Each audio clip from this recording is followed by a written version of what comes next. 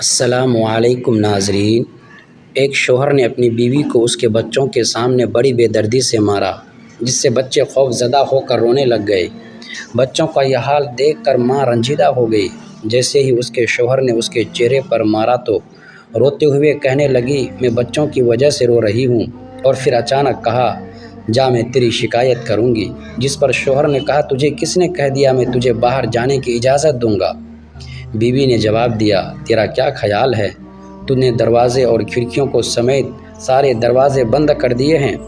کیا میں اسی لیے تو مجھے شکایت کرنے سے روک لے گا؟ شوہر نے انتہائی تعجب کے ساتھ کہا کہ پھر تم کیا کرو گی؟ بیوی نے کہا، میں رابطہ کروں گی۔ شوہر نے جواب دیا کہ تیرے سارے موبائل میرے پاس ہیں، اب جو چاہے کر۔ جیسے ہی بیوی غسل خانے کی طرف لپکی، شوہر نے سمجھا شاید یہ غسل خانے کی کھڑکی سے بھاگنے کی کوشش کرے گی، اسی لیے بھاگ کر جلدی سے غسل خانے کے باہر کھڑکی کے پاس کھڑا ہو کر انتظار کرنے لگا۔ جب اس نے دیکھا کہ یہ عورت نکلنے کی بالکل کوشش نہیں کر رہی ہے تو وہ واپس اندر آیا اور دروازے کے پاس کھڑا ہو کر اس کے نکلنے کا انتظار کرنے لگا۔ جب وہ غسل خانے سے باہر نکلی تو چہرہ وضو کے پانی سے تر تھا اور لبوں پر بہت ہی پیاری سی مسکراہٹ سجا رکھی تھی۔ اس عورت نے کہا، میں تیری صرف اس سے شکایت کروں گی جس کے نام کی تو قسم اٹھاتا ہے۔ اس سے مجھے تیری بند کھڑکیاں، بند دروازے اور موبائلوں کی ضبطگی سمیت کوئی بھی چیز نہیں روک سکتی، اور اس کے دروازے بھی کبھی بند نہیں ہوتے ہیں۔ شوہر نے اپنا رخ بدلا اور کرسی پر بیٹھ کر خاموشی کے ساتھ گہری سوچ میں ڈوب گیا۔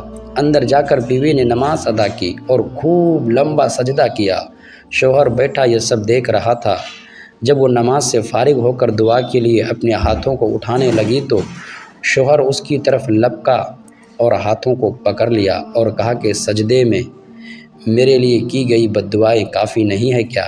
عورت پر سوز لہجے میں کہا کہ آپ کا خیال ہے کہ میں اس سب کے بعد بھی جو آپ نے میرے ساتھ کیا ہے اتنی جلدی اپنے ہاتھ نیچے کر لوں گی؟ شوہر نے کہا کہ با خدایا سب مجھ سے غصہ میں ہوا ہے، میں نے قصدن نہیں کیا۔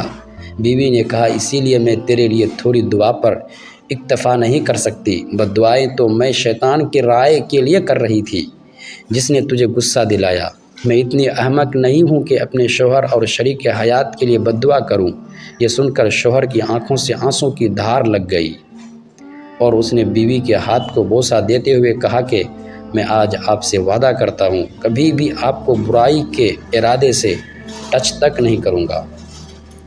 یہی وہ نیک بیوی ہے جس کے بارے میں اللہ اور اس کے رسول اللہ صلی اللہ علیہ وسلم نے خیر خواہی کی تاکید کی تھی۔ تم ان کے بن کر رہو، وہ تمہاری بن کر رہیں گی۔